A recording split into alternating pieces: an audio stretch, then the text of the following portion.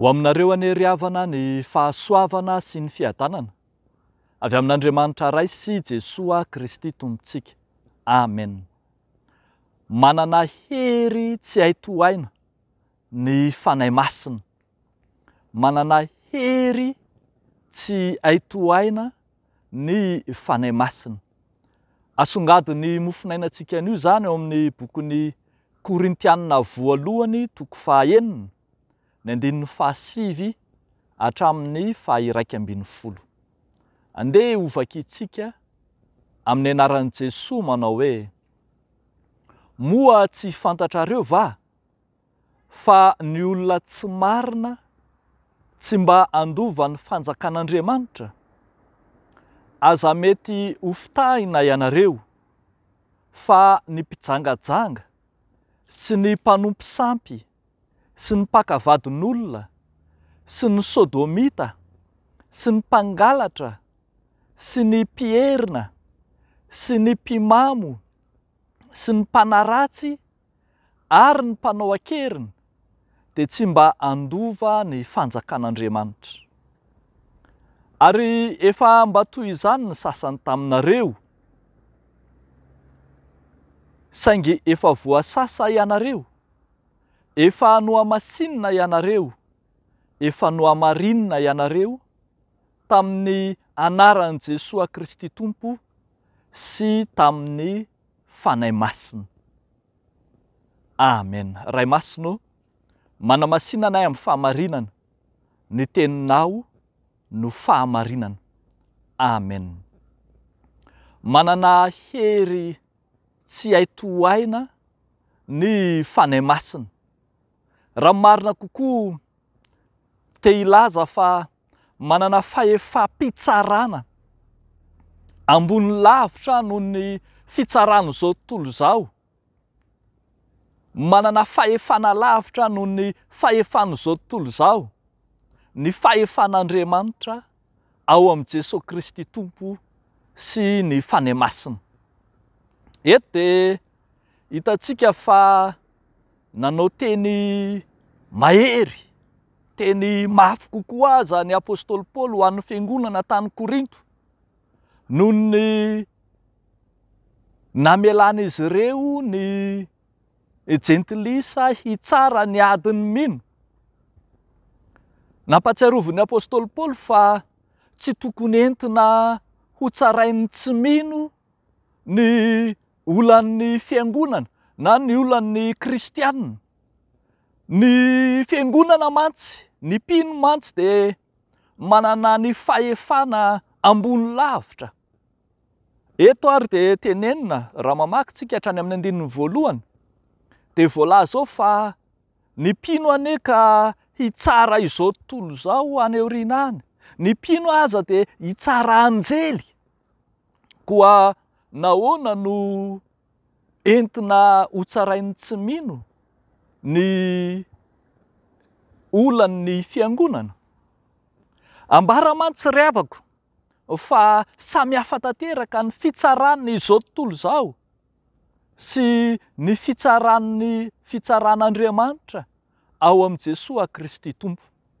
Raha samy manana olana avokoa no resahana, samy manana fahotana, fahadisoana, dia fitsarana araka ny fijerin'olombelona, araka ny fijerin'izao tontolo izao ka mampiatra ny lalàn'izao tontolo izao. Zany ny fitsaran'ny tany, fitsaran'izao tontolo izao. Fa ny Andriamanitra kosa mihoatra lavitra noho izany, manana hery sy fahefana tsy hay tohaina fa alohan'izay hitsarana ny olona ny any amin'ny fahaverezana, tena misy ny very.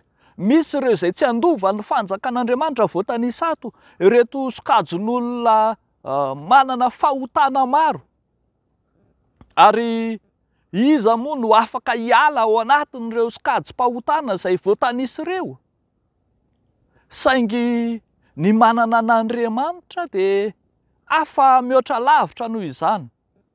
Alohan'izay hitsaran'Andriamanitra dia mampiatra ny famindrampony sy ny fitiavany. Izany no itenenan'ny Paoly apôstôly hoe Efa mba tamin'izany koa anie ny sasany taminareo mba tsy ilazana hoe sika rehetra de toy izany avokoa. Saingy zao ny mampiavaka ny mpino de zao, efa nosasana ianareo, efa nohamasinina ianareo, efa nohamarinina ianareo. Nosasana tamin'ny fanasan'ny fanahy masina, tamin'ny nandraisantsika ny batisa no efa nanadiovana antsika hiala tamin'ny fahotana. Efa nohamasinina ianareo tamin'ny fotoana izay nanokanana antsika, nanokanantsika ny tenantsika ka nanolorantsika ny tenantsika ho an'Andriamanitra, nanolorantsika ny momba ny tenantsika ho an'Andriamanitra, de efa notokana ny fanahy masina ho olon'Andriamanitra isika, ary indrindra efa nohamarinina ianareo. Na inona fahotana, na inona heloka amin'ny maha-olombelona, de samy ny mino de samy nandray ny fanamarinana tao amin'i Jesosy Kristy Tompo. Izy no manamarina atsika izay tsy marina, isika izay mpanota, isika izay mendrika ho very, de nohamarinina ka de indro nandray ny famonjena ao amin'ny Tompo. Rehavako malala ao amin'ny Tompo. Tsy ny anararoatra zany famondram-pon'Andriamanitra izany no asantsika, kanefa koa hahatsiaro fa tsy hihevitra ny fiainan'ny fiangonana ho toy ny fiainan'izao tontolo izao.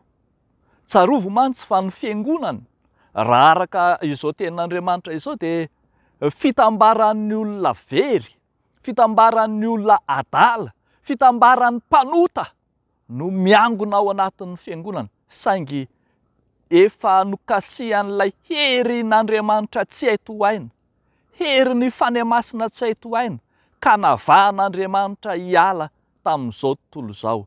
Fa efa nosasany, efa nohamasininy, efa nohamarininy ho azy isika. Ilay Kristy sy ny fanahy masina no manatanteraka izany ho amintsika tsiraray avy. Ny fanahy masina ao amin'ny Jesosy Kristy zany de fahefana mpitsara hafa lavitra, ambony lavitra, tsy hay tohaina, tsy mitsara araka ny mason'izao tontolo izao, fa mitsara araka ny haben'ny famondram-pony.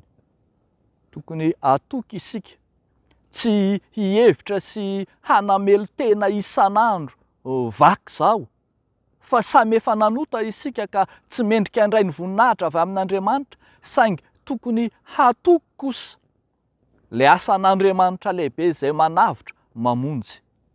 De mbola tsy tonga ary ilay fitsarana farany, ekeo anio lay fandraisan'ny fanahy masina anao, fandraisan'ny Kristy anao ho isan'ny olombonjena rahateo.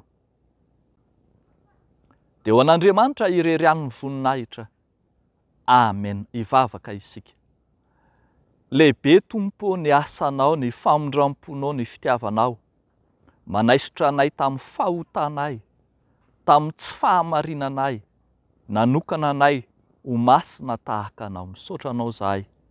Ankehitriny mametraka eo am-pelantananao zahay Tompo Andriamanitra tsy toa, ny hoavinay, ny ampitsonay, ny momba anay rehetra.